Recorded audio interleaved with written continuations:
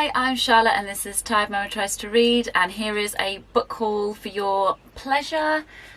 Here it is. This has been gathered over lockdown. There's a few more that were gathered, but I have read them, so I've not included them in the total count. And I'm just going to dive straight in. So, this is one that I got from Kate of Harris & Harris Books in Suffolk. And this is A Bite of the Apple, A Life with Books, Writers and Virago by Lennie. I've read that as a J. Lennie Goodings.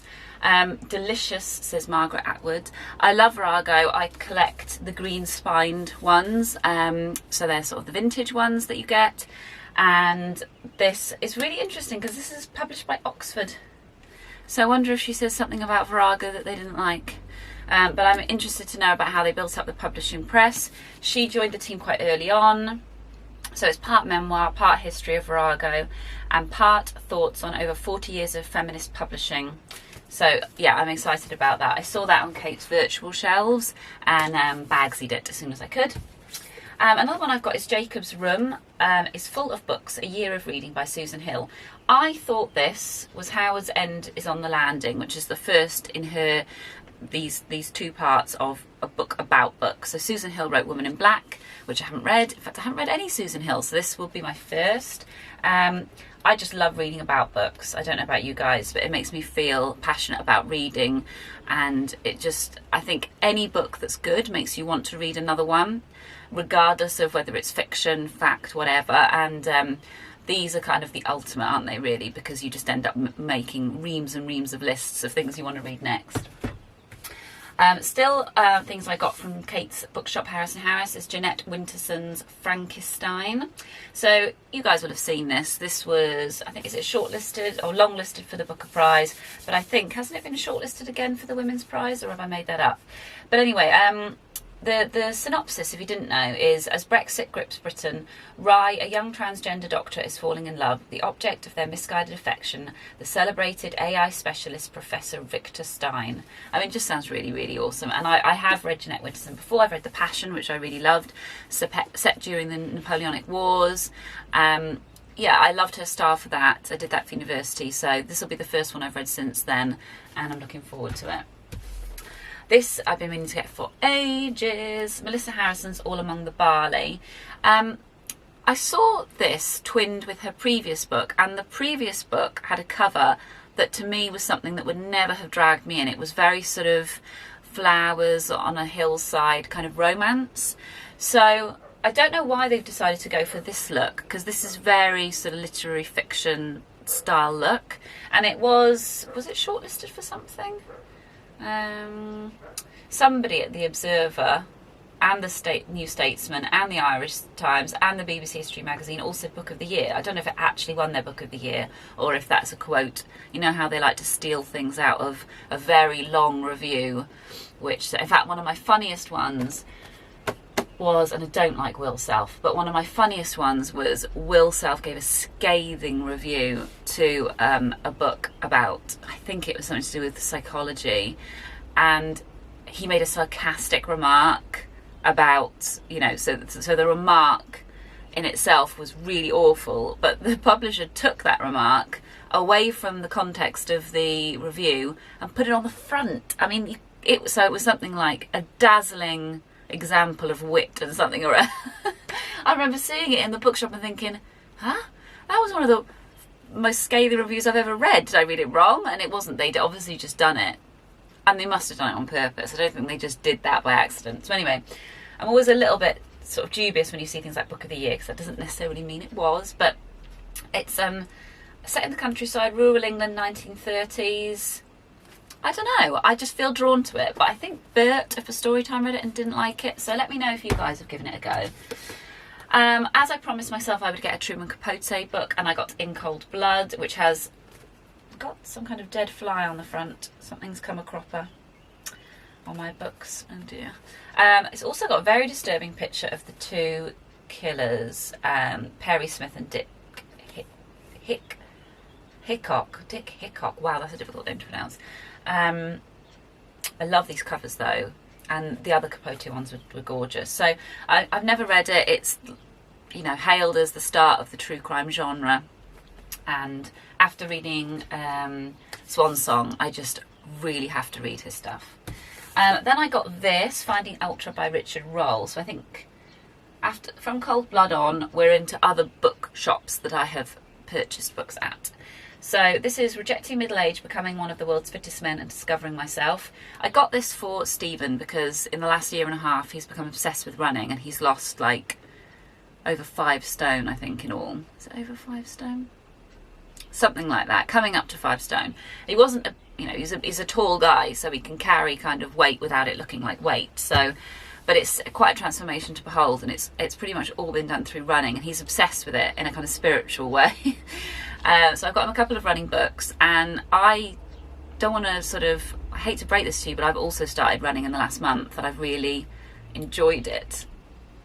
I don't like to run. I have run before, and I've tried every exercise at least once, I think, and I pretty much just don't like anything that makes me sweat or get out of breath. But we got a running machine when lockdown started, which, we were very lucky to be able to do. And Stephen sort of said, go on, just, give it a go, because it had been a really stressful day at work, at home. And it was amazing, and I felt amazing afterwards. So I've run 5k. I ran 6 the other week. I'm having a bit of a rough week this week and haven't been able to run as much. So I might read Finding Ultra. I found they're quite inspirational stories, really, sort of about people looking within themselves. It's less about the actual running and more about the mental journey. Anyway, I know that people who run become very boring very quickly. Not saying that about my husband, but, we all know someone in the office who just, loves running, and then it's all about Strava and their Fitbit or their Garmin if they've got a really good one. And it's just hard if you're not a runner to find that stuff interesting. But then when you actually start to like running, you're like, oh, it is actually quite interesting. Anyway, book haul. This is 1,000 Ships, Natalie Haynes. I really, really love retellings of myths, despite what a lot of BookTube feels about them. And I know Sean in particular loathes them, and that's fair enough. But I really do like them. And I love Pat Barker's Silence of the Girls. That was one of my books of the year last year, I believe. So this is the retelling of the Trojan War, I believe, told through the eyes of the women, or the fall of Troy. Looks really good. I imagine it's going to be quite brutal.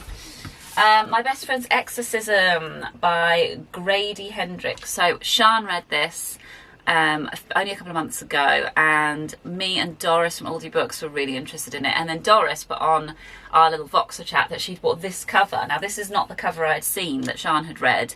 This is the old hardback cover, and I was like, whoa, I love that way more than the paperback one. So, and it's got really, I don't know whether the paperback's got this, but it's got like yearbook stuff inside. I was like, yeah, I'm gonna get that. So this is I feel like this is Buffy type thing. High school sophomores Abby and Gretchen have been best friends since 4th grade, but after an evening of skinny dipping goes disastrously wrong, Gretchen begins to act differently. She's moody, she's irritable, and bizarre incidents keep happening whenever she's nearby.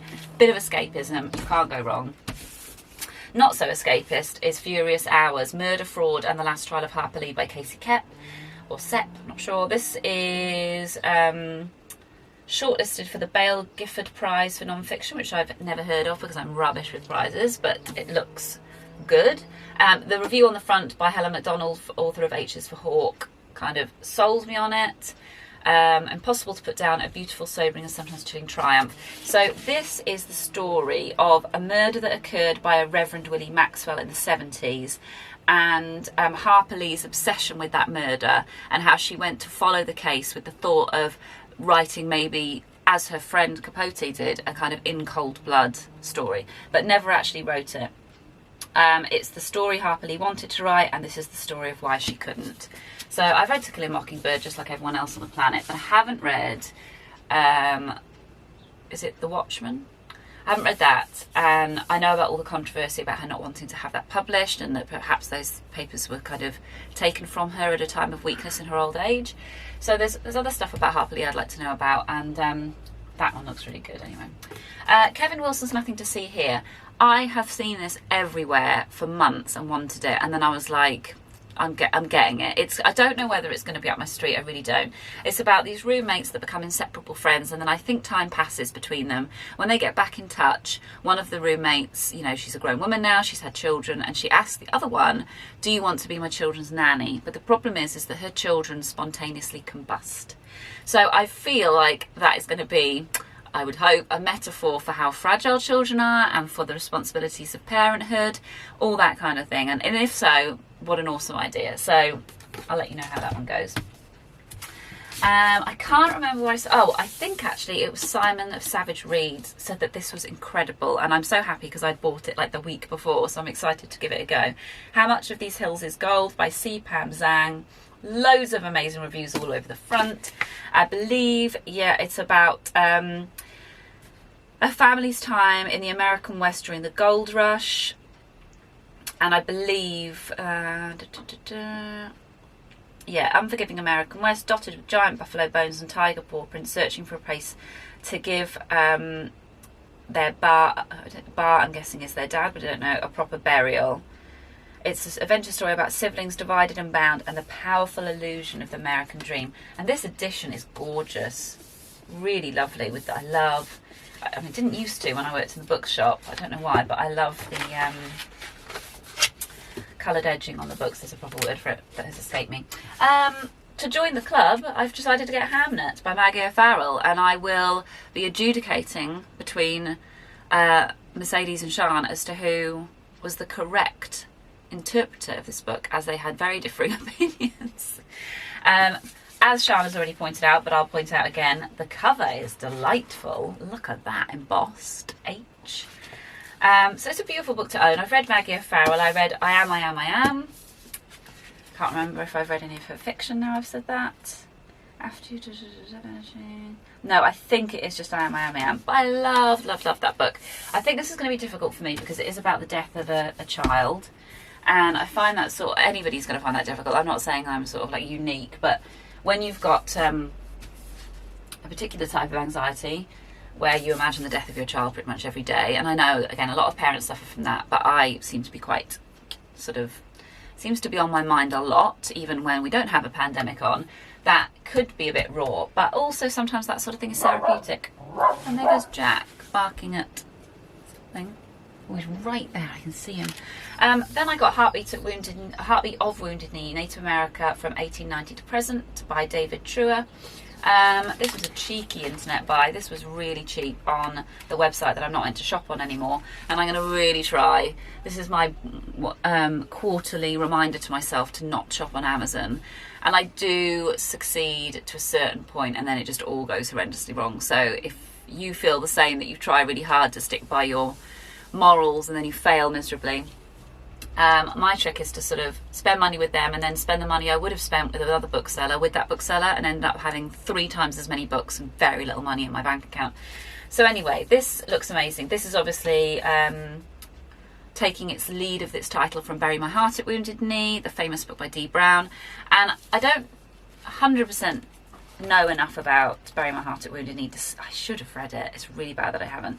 But I know that recent criticisms have come out about the fact that, you know, it's not necessarily told, I mean, even though it's a heartbreaking read, it's not necessarily telling the surviving history of Native Americans. And that's kind of like a running theme in lots of Native American fiction, is that Native Americans are portrayed as having died out or being on the verge of death. And a lot of fiction writers are trying to, you know, show, well, actually, we're still alive and kicking, we're still here, and this myth of our death is part of our erasure. And this is what's happening here, I believe. The received idea of Native American history has been that American Indian history ended essentially in 1890 with the massacre at Wounded Knee. And then the writer, David Treuer, grew up on an Ojibwe reservation. He wants to portray their true story has been one of unprecedented resourcefulness and reinvention. So I'm excited. I'm going to get that for my dad as well. Normally I'd lend it to my dad, but obviously we can't see each other, so. And then I got Louise Erdrich, The Night Watchman. So I've read, Louise Erdrich is a writer that I have read probably more than any other writer. But her last few books I have not read. I haven't read, I can't even remember their names now. But yeah, basically the last 2, they'll come to me. and I haven't read them just because I studied her at university, and so when I started to read one of her latest ones, I found myself underlining passages and getting my old pink highlighter out, and I was like, whoa, no, you've got to read this for pleasure. But I kept thinking, well, this could be useful. This is following on from the themes that I detected in her, you know, and I'm torn between ever admitting that I will ever write about that subject again and just completely researching it and just giving it another go. I just don't know whether to give it up or pick it up. So I have not read her last two books, in which case I felt like, well, if I haven't read the last two, I don't really need the new one. But I do really want to support Native American writers, and even though Louise Erdrich is really, really popular and probably gets more than enough sales, she is one of the ones that at the top of her, she's at the top of her game as far as I'm concerned. So I'm going to catch up with the other two and then get onto this one. If my eyes keep going over there, it's because some unfortunate insect has become stuck in the spider's web in the window, and I always find it really difficult to just walk away, even though I know that will provide dinner for the spider. Like last night when I was hanging the washing out, I almost pulled a peg off the line that had a tiny, tiny baby spider on it that had just caught a tiny, tiny fly. And I was obsessed then throughout the whole of the rest of hanging the washing out that I make sure I miss this peg, because this peg could be life or death. Well, it was death for the fly. The fly was wrapped. There was nothing I could do about that. This was meant to be a book haul. Okay, I'll save my jabber about spiders' webs for Tired Tuesdays. But that's my haul, and I'm going to stop now because this has definitely gone over 10 minutes. Let me know if you've read any of these, and I hope you're having a lovely week. And stay at home. There will be a second wave. Don't listen to your governments. They are looking for herd immunity. The end.